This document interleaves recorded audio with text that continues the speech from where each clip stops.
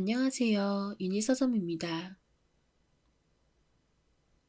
오늘 읽을 책은 나는 이제 마음 편히 살기로 했다 입니다. 가바사와 시온 지음, 북라이프 출판사에서 펴낸 책입니다.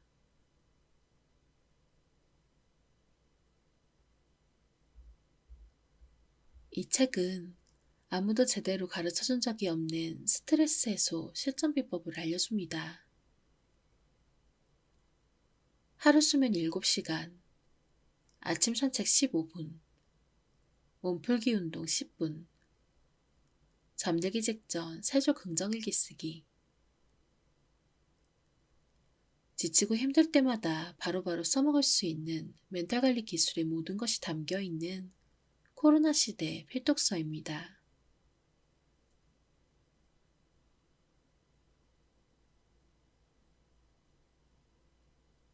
불안은 행동하면 사라진다.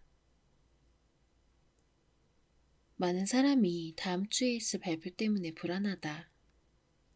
잠자리에 누우면 불안감이 엄습해온다. 미래가 불안하다 같은 고민에 시달린다. 한 조사에 따르면 최근 불안을 느끼는 사람이 70% 이상에 달한다고 한다. 그러니 우선 불안에 대처하는 방법부터 설명하겠다. 팩트 1. 왜 불안해질까? 어떤 이유로 고민하거나 괴로워할 때면 반드시 불안이 따라붙는다. 심각하게 고민하는 상황에서 불안을 느끼지 않는 경우는 아마 없을 것이다.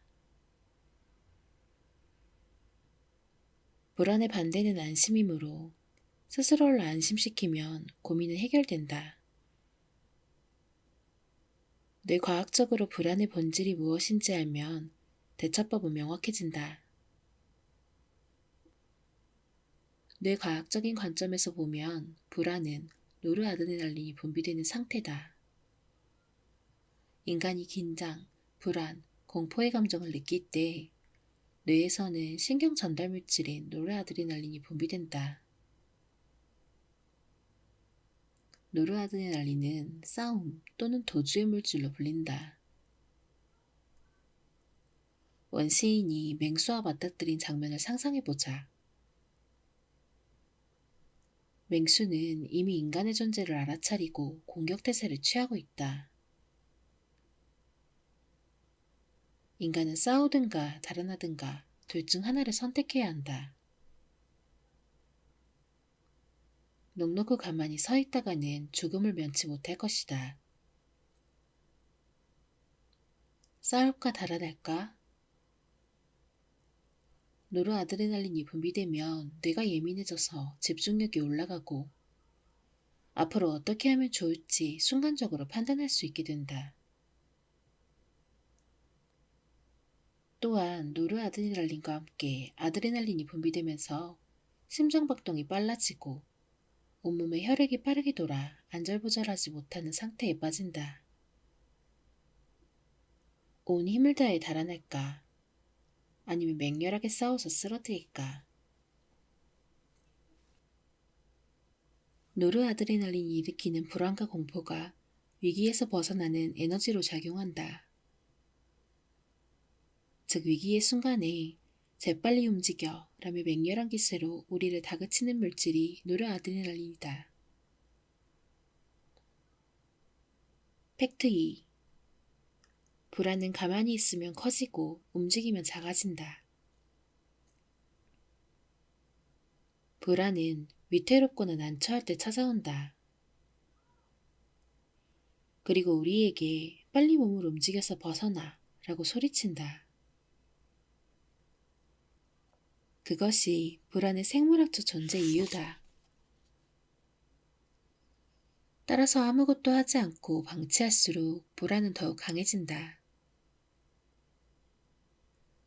이 불안으로 들어가 어떡하지? 어쩌면 좋지? 하고 고민할수록 불안은 커진다.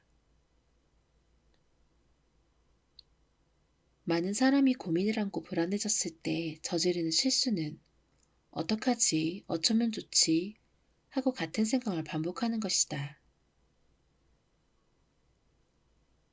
하지만 행동하지 않으면 아무리 열심히 고민해도 문제는 절대 해결되지 않는다. 불안을 없애는 방법은 간단하다. 행동하면 된다. 순식간에 불안이 전부 사라지지는 않겠지만 몸을 움직이면 불안은 반드시 가벼워진다. 아무것도 하지 않으면 불안은 계속 커지므로 뭐든 하기만 하면 기분을 바꿀 수 있다.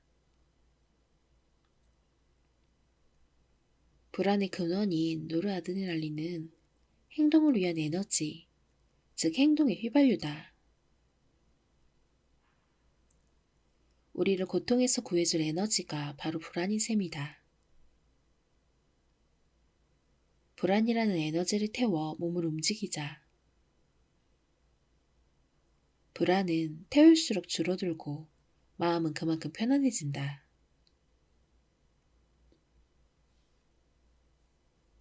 팩트 3.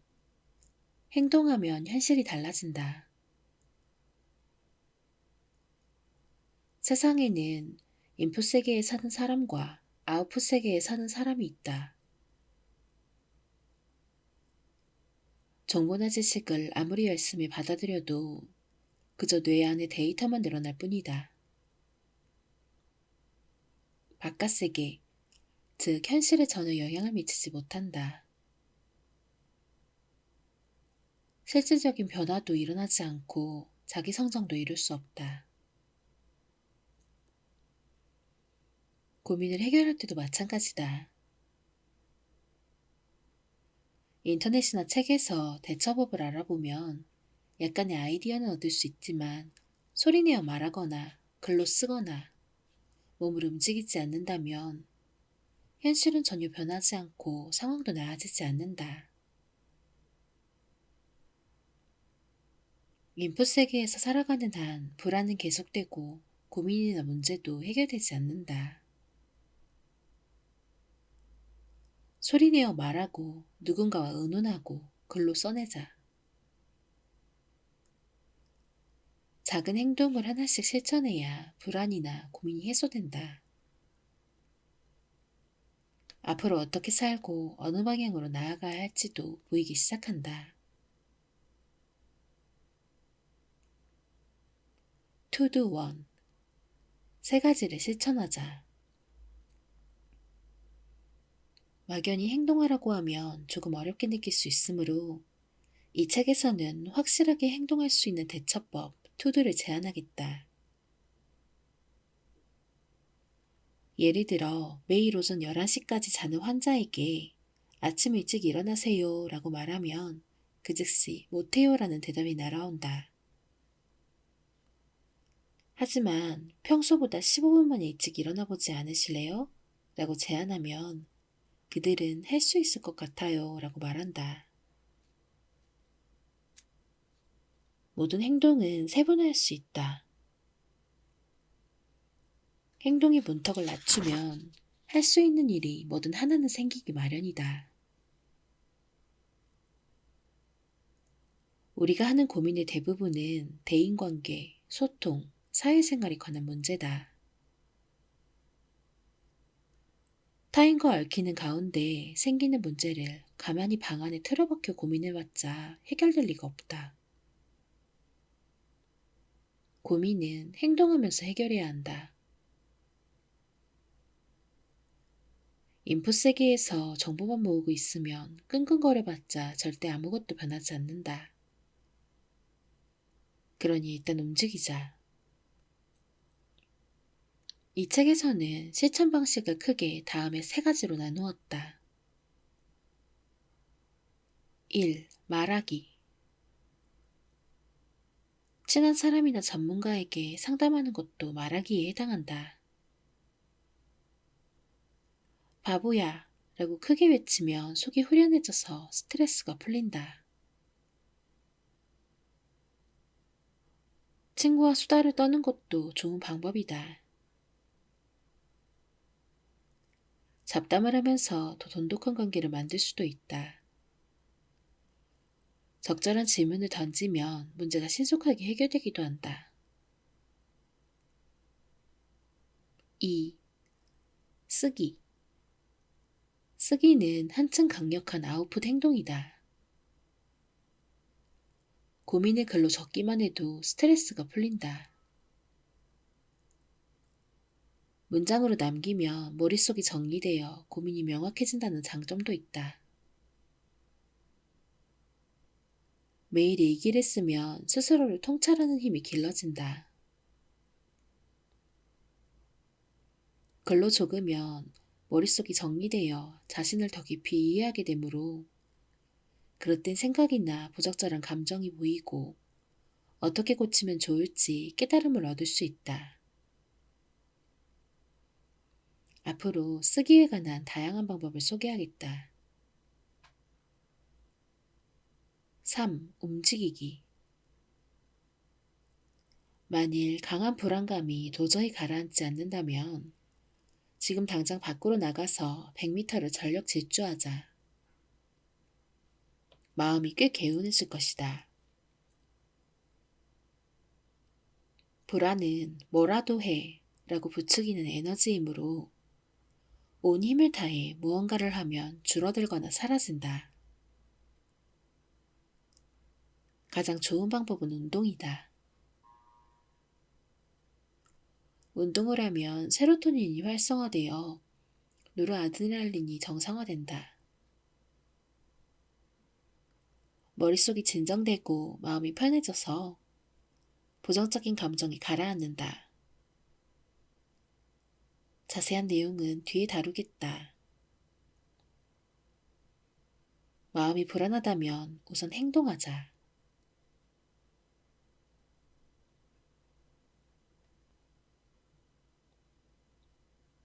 혼자 힘으로 해결하는 방법. 무언가를 고민하는 것은 흔한 일이다.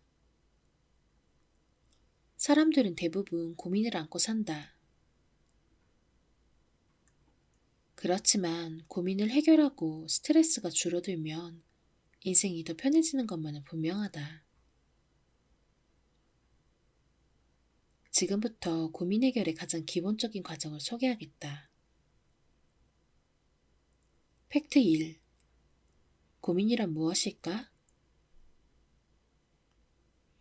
애초에 고민이란 무엇일까? 어떤 문제 때문에 괴로움을 느끼고 골머리를 앓고 있는 상태를 말한다. 괴로움이 사라지고 이런저런 생각에서 벗어나면 고민이 해결된 상태라고 봐도 좋다. 나에게 오는 고민 상담 메일을 분석해보면 대부분 비슷한 형식을 띠고 있다. 어떻게 하면 상사와 원만하게 지낼 수 있을지 고민입니다. 반복이 있을까요? 우울증 때문에 3년 동안 치료를 받았는데 전혀 나아지질 않습니다. 어떻게 하면 좋을까요? 아침에 일어나기가 너무 힘듭니다. 뭔가 좋은 방법이 없을까요? 즉, 공통적으로 어떻게 하면 좋을까에 해당하는 대처법, 해결법을 알고 싶어 한다. 해결할 방법도 모르겠는데 상황도 나아질 기미가 보이지 않기 때문에 불안하고 걱정되고 기분이 가라앉고 괴로움을 느낀다. 이것이 고민하는 상태다. 그러면 어떻게 해야 고민을 해결할 수 있을까? 고민을 해결하는 절차는 간단하다. 대처법과 해결법을 알아내서 실행에 옮긴다. 이게 전부다. 대처법을 알려면 스스로 자료를 찾아보거나 다른 사람에게 상담해야 한다. 짙은 안개 속을 걷다 보면 목적지에 도달할 수 있을지 불안해진다. 나아갈 길이 불투명하기 때문에 앞으로 어떻게 될까? 어떻게 하면 좋을까? 라는 걱정이 앞선다. 그러다 안개가 걷히고 저 멀리 목적지가 보이기 시작하면 어떠한가? 목적지까지 그저 걸을 뿐이다. 이렇게 하면 해결된다와 같은 명확한 대처법이 보이면 눈앞이 맑게 갠다. 목적지가 도달할 수 있는 장소로 보이기 시작한다. 고민의 해결법을 아는 데 걸리는 시간은 하루면 충분하다. 며칠, 몇 달, 몇 년씩이나 고민을 이어갈 필요는 없다. 투두 원. 고민을 투두로 전환하자. 고민은 정해진 절차와 방법을 따르면 해결할 수 있다. 다시 말해, 정해진 절차를 밟으면 누구나 고민을 없앨 수 있다. 고민을 없애는 4단계 방법은 다음과 같다. 1. 고민을 글로 쓴다. 먼저 자신의 고민을 종이에 최대한 자세히 쓴다. 상사와 사이 나쁨, 상사에게 자주 혼나서 분위기가 험악함, 업무 관련 실수가 잦음과 같은 식으로 하나하나 적어도 좋다. 여하튼 되도록 많이 쓰자. 자세히 쓸수록 고민을 단기간에 해결할 수 있다. 이어서 각 항목을 조합해 글을 쓴다. 문장을 만들 때는 다른 사람에게 상담하는 상황을 가정하면 좋다. 예. 과장님과 사이가 나빠서 고민입니다. 과장님은 사소한 실수에도 지나치게 반응해요. 왜 그렇게 일일이 화내는지 모르겠어요. 하루에 한 번은 혼납니다. 그래서 주눅도 들고요. 솔직히 출근하기 싫습니다. 어떻게 하면 좋을까요? 이런 식으로 고민을 글로 정리해보자.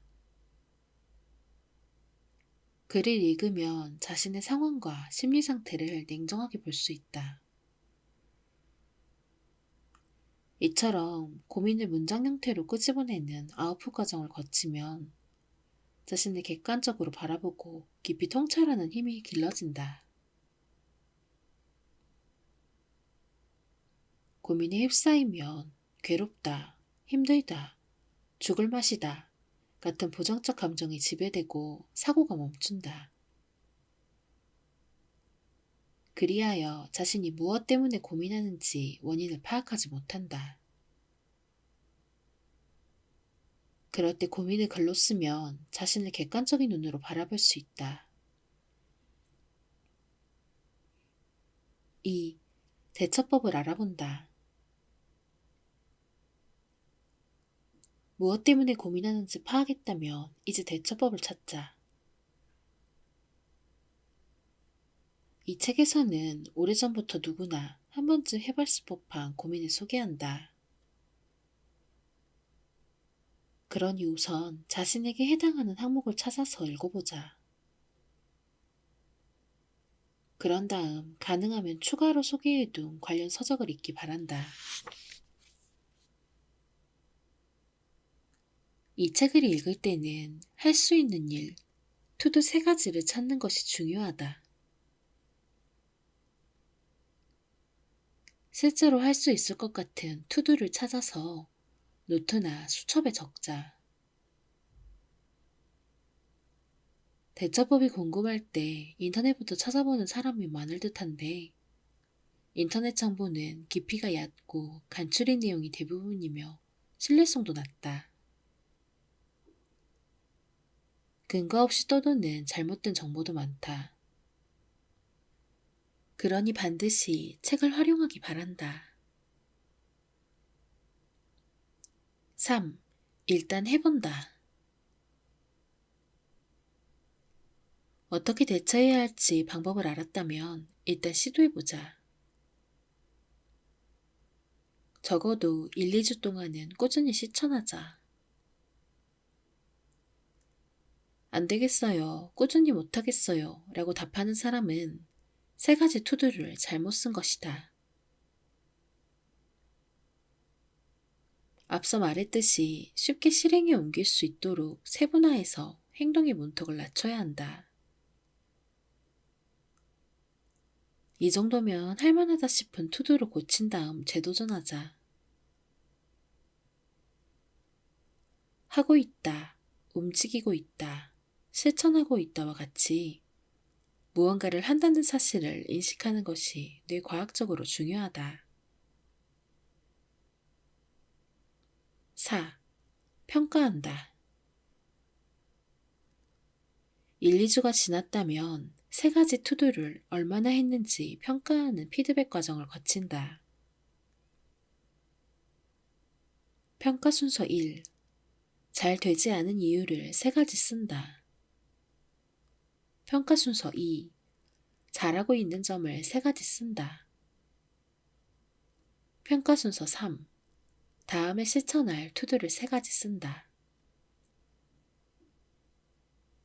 물론 세 가지 이상 나열할 수 있는 사람은 더 많이 써도 된다. 많이 쓸수록 좋지만 적어도 세 가지는 써야 한다. 반드시 부정적인 항목을 먼저 적고 긍정적인 항목을 뒤에 쓰자. 그래야 다 쓰고 나서 긍정적인 기분을 느낄 수 있다. 다음에 실천할 투두가 그 다음 주 목표다. 일주일 동안 목표를 실천해보고 일주일 뒤에 다시 평가한다. 이 과정을 반복한다.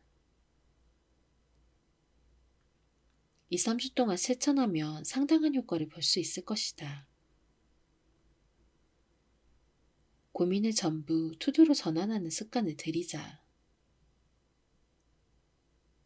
이 방법만 터득해도 고민에 시달리는 자신은 머지않아 사라질 것이다.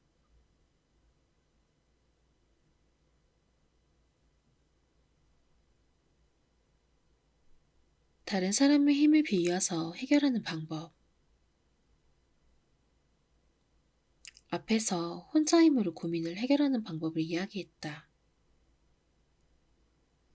하지만 혼자서 해결할 수 없는 문제도 많다.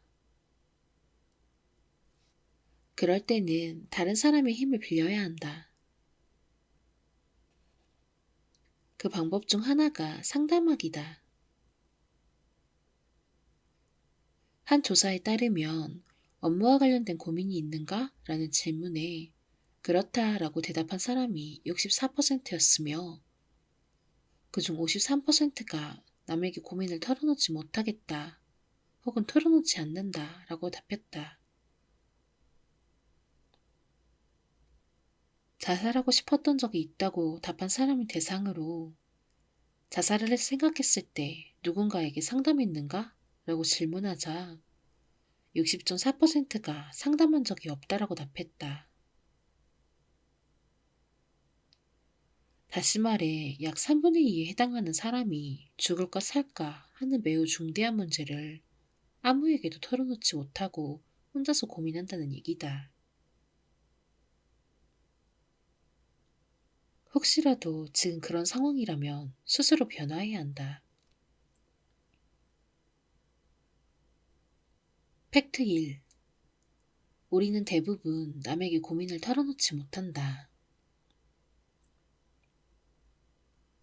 고민을 털어놓으면 상대에게 걱정을 끼친다고 생각하는 사회에서는 상담하는 문화가 자리 잡지 못한다.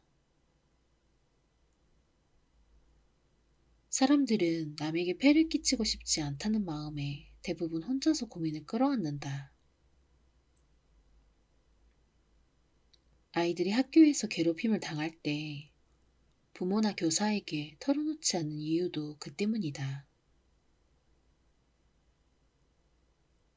미국에서는 초등학교 시절부터 전문 상담가가 정기적으로 모든 학생과 대면 상담을 시도하는 방식으로 상담의 문턱을 낮춘다.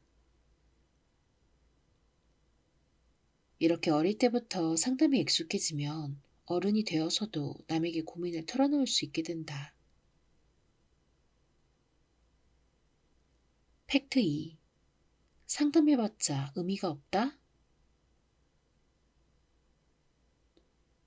고민을 아무에게도 털어놓지 않는다는 환자에게 어째서 고민 상담을 하지 않았나요? 라고 물으면 남에게 말한다고 해결될 문제가 아니라서 상담해봤자 의미가 없습니다. 라고 답하는 사람들이 많다. 고부 갈등은 이혼하지 않는 한, 상사와의 트러블은 회사를 그만두지 않는 한 해결되지 않는 문제일 수도 있다.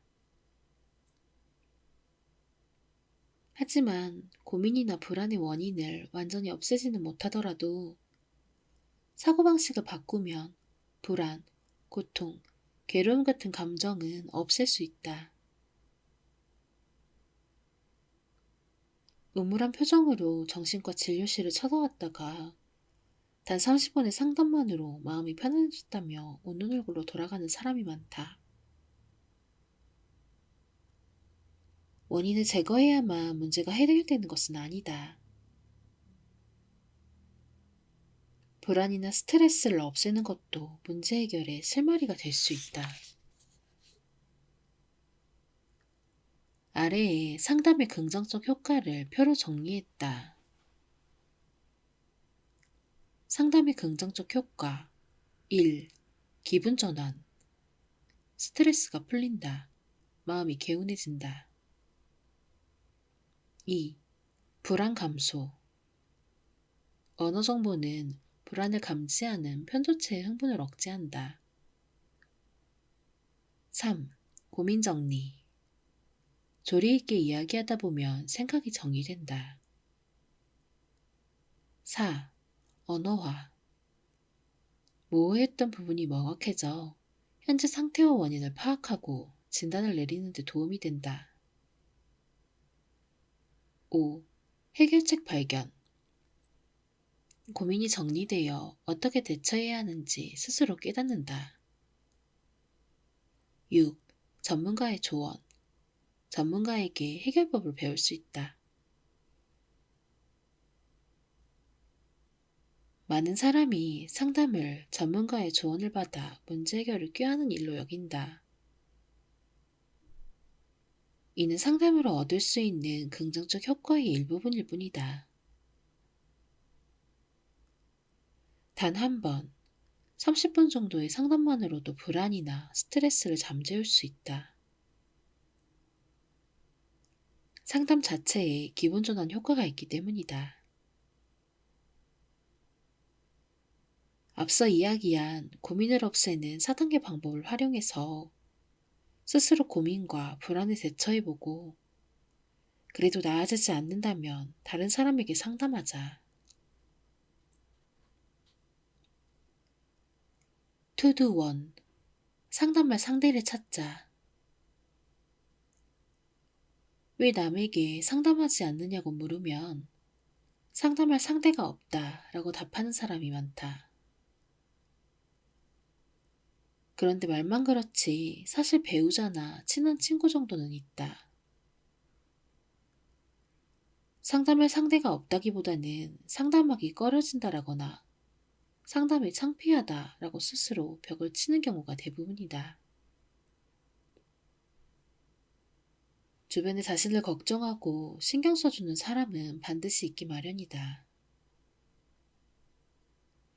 그런 이들에게 마음을 털어놓으면 따뜻하게 받아줄 것이다. 우선 이 사람에게라면 마음을 털어놓을 수 있다라고 생각되는 사람을 한 명 정해두자. 친구는 절친한 한 명이면 충분하다. 정말 힘들 때 상담할 만한 인물이 전혀 없다면 친구가 10명이나 있어도 아무 의미가 없다. 배우자나 연인과 평소에 사소한 문제를 가볍게 털어놓을 수 있는 분위기를 만들어두는 것도 중요하다. 일상의 사소한 문제조차 상담할 수 없는 상대에게 그보다 중요한 문제를 상담할 수 있을 리 없다. 투두투. 결단을 내리기 전에 상의하자. 요즘은 퇴사하기 전에 상대와 명담하지 않고 예고 없이 사표를 제출하는 사람이 많다고 한다. 퇴사에 관한 조사에 따르면 퇴사하겠다는 의사를 전달했을 때 회사가 만료했다고 답한 사람이 53.7%나 되었다. 미리 상사와 상의했다면 회사 측에서 무언가를 양보하거나 처우를 개선해 주었을지도 모른다. 상의해보지도 않고 갑자기 중대한 결정을 내리는 것은 참으로 아까운 일이다. 상사를 신뢰하지 못하는 경우도 있겠지만 부하 직원의 상담을 받아주는 것은 상사의 임무다. 상사나 회사 측도 직원의 이야기를 듣고 비로소 문제를 깨닫는 경우가 많다. 상담하기 불편한 상대라고 해도 용기를 내어 과감하게 말을 꺼내면 새로운 가능성이 열린다. 투두 3. 상담 창구를 활용하자. 상담할 만한 가족이나 친구가 아무도 없는 사람에게도 방법은 있다. 지방자치단체에서 운영하는 고민상담 창구를 활용하자. 지자체의 상담 창구에서는 건강, 법률, 경제, 간병 등에 관한 각종 상담 서비스를 무료로 제공한다. 하지만 많은 사람이 고민상담 창구가 운영된다는 사실 자체를 모른다. 이용자 수도 매우 적다고 한다. 구체적인 정보는 지자체 홈페이지나 홍보지에 적혀 있으므로 찾아보면 금방 나온다. 그래도 잘 모르겠다면 지자체에 직접 전화해서 물어보자. 예를 들어, 이런 증상으로 병원에 가도 될까? 같은 고민은 지자체 건강상담센터에 문의해서 해결할 수 있다. 내 환자 중에 빚 때문에 자살할까 생각했다가 지자체의 경제상담 창구에서 단 한 차례 상담을 받고 문제를 말끔하게 해결한 사람이 있다. 전문가와 대화를 나누면 설명을 듣는 것만으로도 마음이 놓이고 상황을 받아들이게 되는 경우가 많다. 익명으로 전화 상담이 가능한 창구도 있다. 상대에게 이름과 얼굴을 알리고 싶지 않다면 우선 전화로 상담하자. 혼자 해결하기 어려운 문제가 있을 때는 누군가의 손을 빌려도 괜찮다. 힘겨워하는 이에게 손을 내밀어주고 싶어하는 사람이 많다는 사실을 알아차리자. 길을 잃고 헤맬 때도 가만히 있으면 아무도 말을 걸어주지 않는다. 하지만 누군가에게 길을 잃었어요 라고 먼저 말을 건네면 아주 자세히 알려준다. 인간은 누군가가 자신에게 의지한다는 사실에 기쁨을 느끼는 동물이다.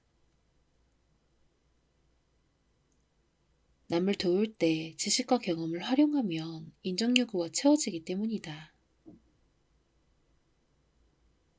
그러니 이제 상담할 만한 사람이 없다는 말은 그만하자. 자존심을 내세우지 말고 남에게 상담해야 한다. 그러면 문은 반드시 열린다. 벽에 부딪힌 상태에서 벗어나지 못하면 남에게 더 큰 불편을 끼치지도 모른다. 스트레스에서 자유로워지고 싶다면 부담을 내려놓고 가벼운 마음으로 상담하자.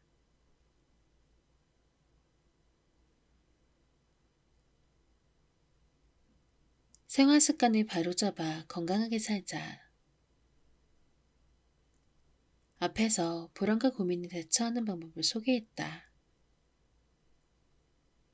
그렇다면 이제는 몸과 마음이 망가지지 않도록 생활 습관을 바로잡아 질병을 예방하려면 어떻게 해야 하는지 알아보자.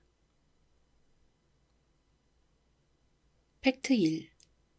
우울증이 오기 전에. 우리는 우울증 환자가 100만 명을 넘긴 시대에 살고 있다. 우울증으로 병원에 다니는 사람이 100만 명이란 소리다. 가벼운 우울감, 우울증 전조 증상, 가면 우울증에 시달리는 우울증 예비군의 수는 그 몇 배에 달할 것이다.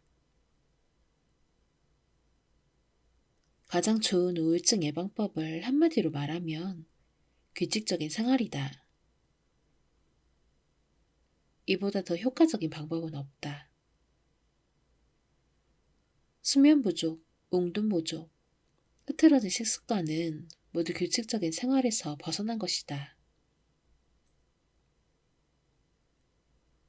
생활이 불규칙하면 자율신경이 흐트러진다. 낮에는 교감신경이 우위에 놓여야 활발하게 움직일 수 있고, 밤에는 부교감신경이 우위를 차지해야 긴장이 풀려서 푹 잘 수 있다.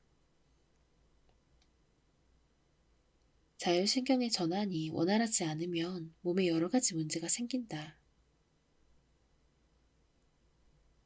규칙적인 생활의 기본은 매일 똑같은 시간에 자고 일어나는 것이다.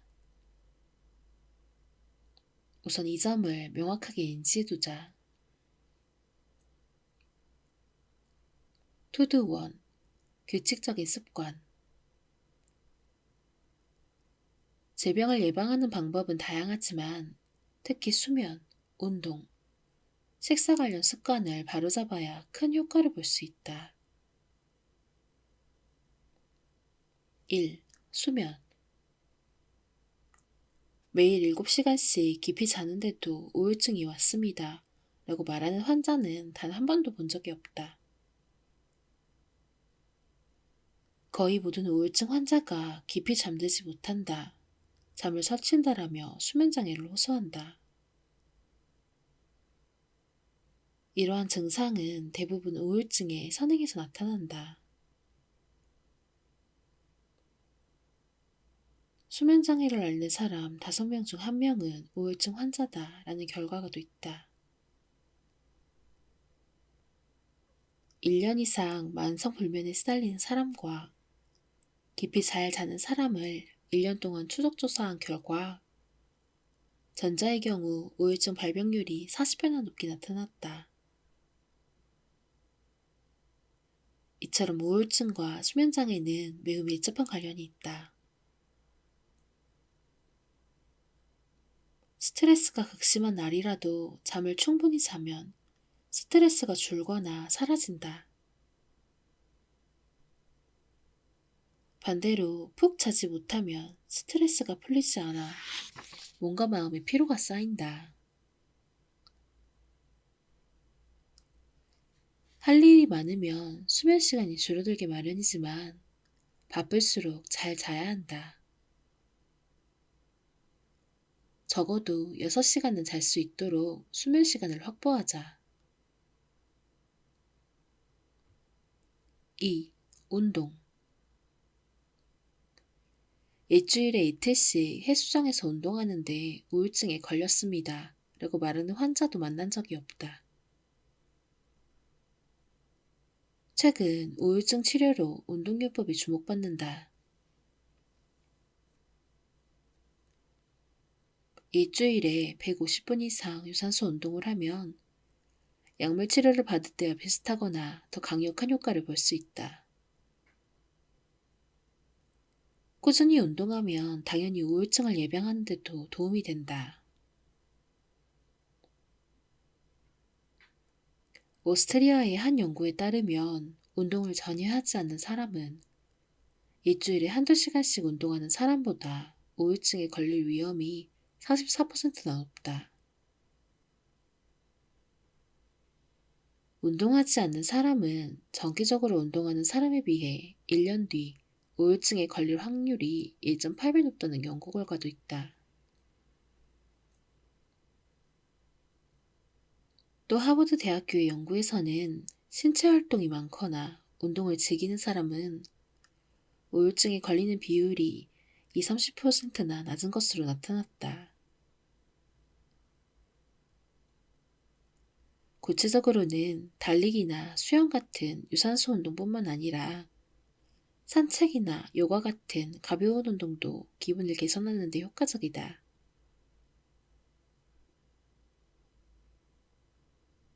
유산소 운동이 우울증 예방과 치료에 효과적이라는 사실은 널리 알려져 있는데, 최근에는 근력 운동도 우울증을 개선한다는 연구 보고가 잇따른다.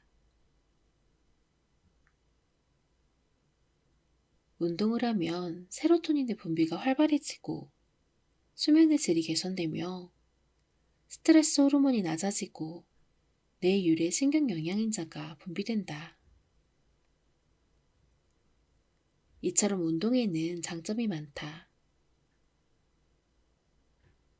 바쁜 평일에는 운동할 여유를 내기 힘드니 우선 휴일에 1시간씩 운동하는 습관을 들이자. 3. 식습관.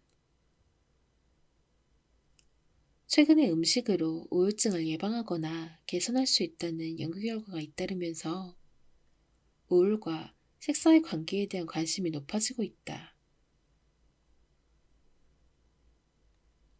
아침은 거르는 편이 좋다라거나 하루에 한두 끼만 먹어야 건강에 좋다와 같은 다양한 방법이 나와 있는데, 정신질환 예방 관점에서 말하자면 하루 3끼를 균형 있게 잘 먹는 것이 중요하다.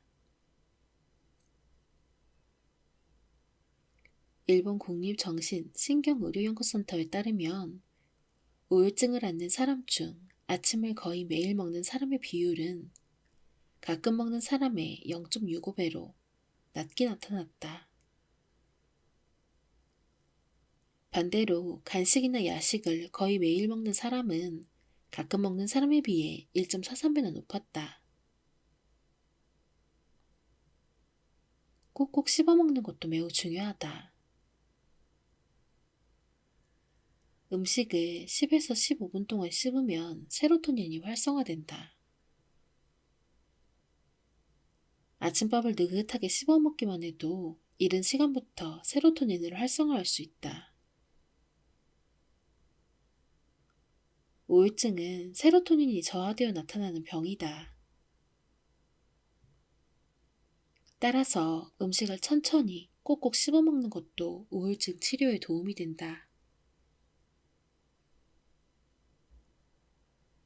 아침밥으로 뭐든 먹기만 하면 좋은 것은 아니다.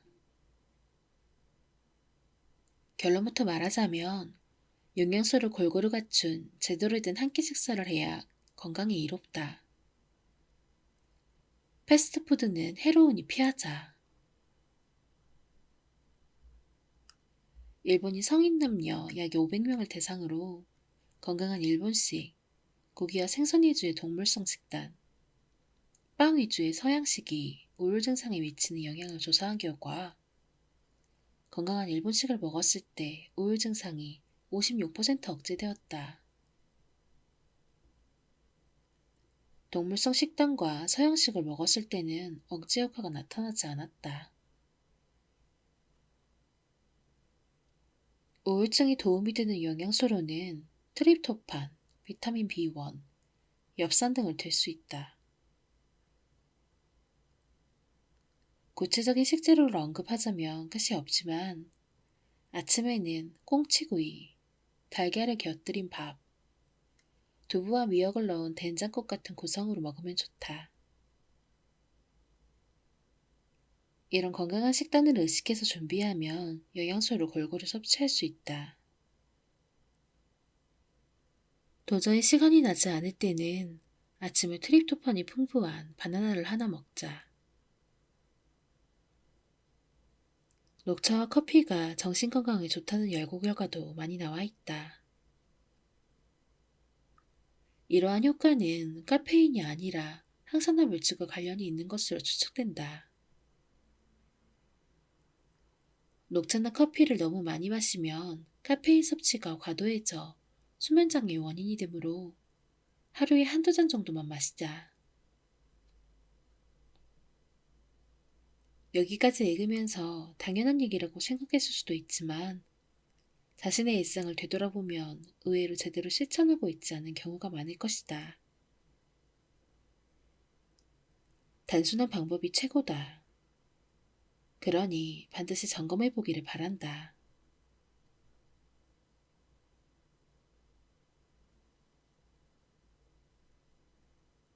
최고의 아침 습관, 산책을 하자. 마지막으로 소개하고 싶은 정리학은 아침 산책이다. 요즘 유튜브에서는 유명인들이 올리는 모닝 루틴, 즉 아침 습관을 다룬 영상이 화제다. 정신과 의사로서 추천하는 최고의 아침 습관은 산책이다. 방법은 간단하다. 아침에 일어나서 1시간 이내에 15분에서 30분 정도 산책하는 것이 전부다. 아침에 산책만 해도 세로토닌이 활발하게 분비되고 체내 시계가 초기화된다. 그로 인해 부교감 신경에서 교감 신경으로 전환이 활발해지면서 자율신경이 정돈된다. 스트레스에서 자유로워지는데 이보다 더 효과적인 건강 습관은 없다.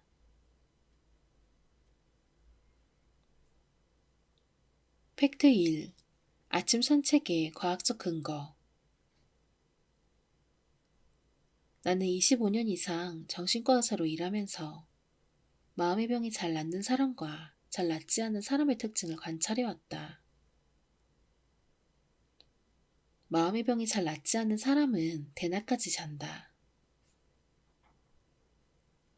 실제로 평소에 대낮까지 자던 환자가 아침 산책을 시작하자 증상이 눈에 띄게 개선된 사례를 다수 관찰했다. 현재는 환자가 아닌 사람에게도 아침에 산책하라고 권한다. 많은 이들이 아침 산책을 시작하고 나서 수년 동안 낫지 않던 우울증이나 공황장애 같은 병의 증세가 한결 나아졌다는 이야기를 들려준다. 마음의 병을 앓지 않는 사람도 아침에 산책을 하면 오전에 업무 효율이 높아지고 밤에는 깊게 잠들 수 있다. 앞서 바람직한 수면, 운동, 식사 방법을 소개했는데 아침 산책에는 건강한 삶을 누리는데 필요한 모든 요소가 들어있다. 특히 마음 건강을 유지하는 데는 아침 산책이 가장 효과적이다. 아침 산책 효과를 뒷받침하는 과학적 근거를 3가지 소개하겠다. 1. 세로토닌 활성화. 세로토닌은 아침 햇빛을 쐬거나 리듬 운동을 하거나 음식을 꼭꼭 씹을 때 활발하게 분비된다. 리듬 운동은 규칙적인 리듬에 몸을 맡기는 걷기 같은 동작을 말한다. 아침에 산책하면 햇빛을 쐬면서 리듬을 운동하는 셈이므로 세로토닌을 충분히 활성화할 수 있다. 세로토닌은 각성, 기분, 의욕에 관여하는 신경 절단 물질이므로 세로토닌 수치가 낮아지면 우울한 기분을 느낀다. 반면 세로토닌이 활성화되면 기분이 상쾌해지고 의욕이 생기고 집중력이 높아진다. 저녁이 되면 세로토닌은 수면물질이라 불리는 멜라토닌의 재료로 쓰인다. 따라서 세로토닌이 충분히 분비되어야 밤에 푹 잘 수 있다. 건강하던 사람도 바쁜 일상에 치여서 스트레스가 쌓이면 세로토닌을 분비하는 신경이 약해진다. 매일 아침 산책하면서 세로토닌 신경을 충분히 활성화하면 스트레스를 덜어내고 뇌의 피로를 풀 수 있다. 2. 체내식의 초기화. 체내시계의 주기는 평균 24시간 10분 전후로 알려져 있다. 따라서 체내시계를 초기화하지 않으면 매일 10분씩 잠드는 시간이 늦어져 밤낮이 뒤바뀐다. 우리 몸은 체내시계를 바탕으로 수면, 각성, 체온, 호르몬, 신진대사, 순환, 세포분열 같은 신체 기능을 조절한다. 따라서 체내시계가 어긋나면 주의자 없는 오케스트라와 같이 각 기능이 제멋대로 작동하여 고혈압, 당뇨병, 암, 수면장애, 우울증 같은 질병을 유발한다. 체내시계를 초기화하려면 2500럭스 이상의 햇빛을 5분 정도 쐬는 것이 효과적이다. 그러니 아침에는 밖으로 나가자. 3. 비타민 D의 생성. 비타민 D는 칼슘 흡수를 돕고 뼈를 튼튼하게 만들지만 결핍되기 쉬운 영양소로 알려져 있다. 일례로 일본인의 80%가 결핍 직전이고 40%는 이미 결핍 상태이다. 비타민 D가 부족하면 골다공증에 걸린다. 그러면 살짝 넘어지기만 해도 쉽게 뼈가 부러진다. 뼈가 부러지면 한동안 안정을 취해야 하므로 순식간에 근육이 약해진다. 고령자는 이러한 일을 계기로 간병인을 두게 되거나 몸져놓는 경우가 많다. 비타민 D는 식품으로도 섭취 가능하지만 필요한 양의 절반 정도는 직접 만들 수 있다. 원료는 자외선이다. 피부에 햇빛, 즉 자외선을 쐬면 된다. 아침에 15분에서 30분 정도 산책하면 하루 분량의 비타민 D가 생성된다. 혹자는 자외선이 신경 쓰일 수도 있다. 그런 의미에서도 한낮보다는 비교적 햇살이 약한 아침에 산책하는 것이 가장 좋다. 정리하자면 아침 산책은 마음의 병을 앓거나 밤에 잠을 설치거나 일처의 효율을 높이고 싶은 사람 모두에게 추천한다.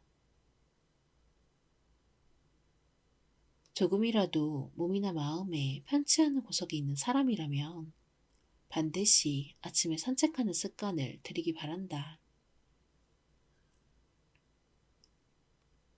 투두 원. 구체적인 아침 산책 방법. 산책의 기본 원칙은 기상 후 1시간 이내에 15분에서 30분 정도 걷는 것이다. 오전 중에 되도록 10시 전에 마무리하자.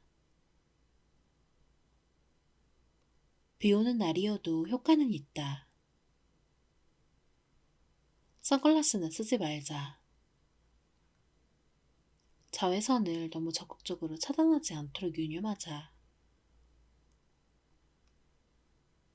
건강한 사람이라면 15분 정도만 산책해도 세로토닌이 활성화된다.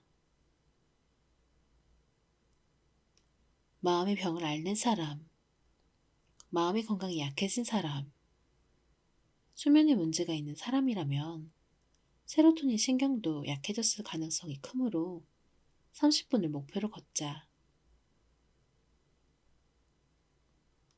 단 30분을 넘기면 세로토닌 신경이 피로해져 역효과가 나므로 주의하자.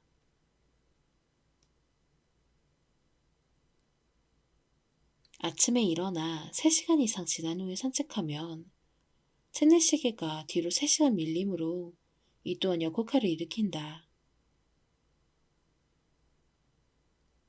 산책은 반드시 기상 후 1시간 이내에 하자. 건강한 사람의 경우에는 햇빛이 잘 드는 밝은 실내에만 있어도 체내시계가 어느 정도는 초기화된다. 하지만 몸이나 마음이 건강하지 않은 사람이라면 실내만으로는 부족하므로 기상 후 1시간 이내에 집 밖으로 나가야 한다. 아침 산책 후에는 밥을 먹자. 아침을 먹으면 어긋났던 뇌의 체내시계와 몸의 체내시계가 더욱 잘 맞춰진다. 아침밥은 꼭꼭 씹어 먹자. 앞에서 리듬 운동을 하면 세로토닌이 활발하게 분비된다고 이야기했는데 씹는 것도 리듬 운동이므로 꼭꼭 씹으면 세로토닌 신경이 활성화된다. 날씨가 나빠서 밖으로 나가기 어려울 때는 실내에서 간단한 체조로 대신해도 좋다.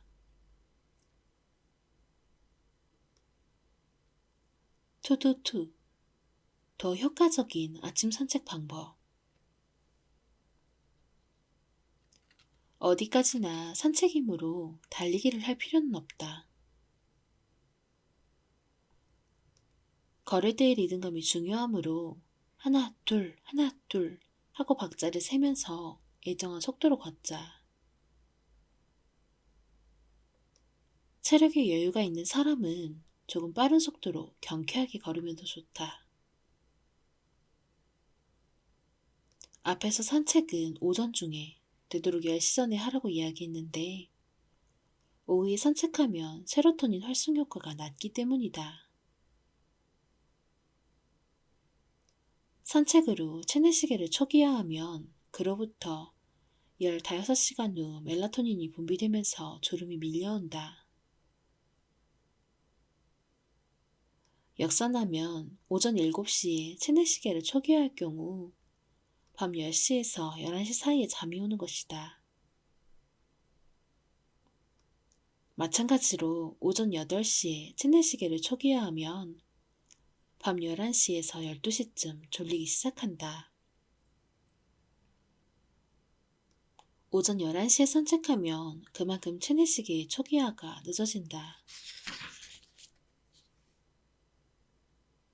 산책할 때 선글라스를 쓰지 말라고 한 이유는 세로토닌 신경을 활성화하려면 어느 정도의 밝은 빛이 망막에 닿아야 하기 때문이다.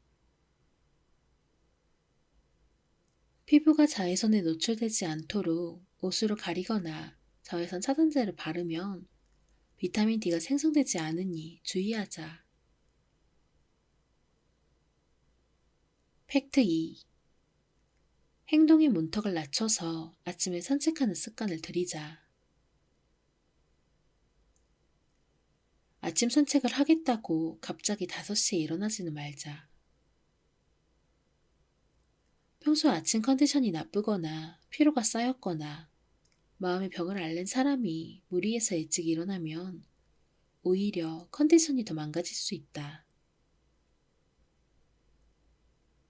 처음에는 각자의 기준에서 무리하지 않는 시간대에 일어나 그때부터 산책해도 충분하다.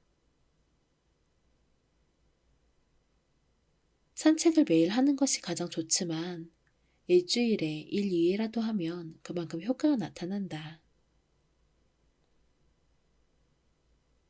부정기적인 산책이라도 꾸준히 하면 서서히 아침에 눈뜨기가 수월해져 개운하게 하루를 시작할 수 있다. 음악을 들으면서 걸으면 기분 좋은 리듬을 유지하는 데 도움이 된다. 평소 좋아하던 음악을 듣는다면 머리도 금세 맑아질 것이다. 도저히 못 걷겠다면 베란다나 마당에 나가서 햇빛을 쐬는 것부터 시작하자. 그런 다음 5분 산책, 10분 산책, 15분 산책으로 조금씩 목표를 높이면 된다. 산책은 하는 만큼 효과를 볼 수 있는 활동이다. 지금까지 스트레스를 해소하기 위한 5가지 기본 전략을 소개했다. 스트레스에서 자유로워지고 싶다면 꼭 실천해보기 바란다.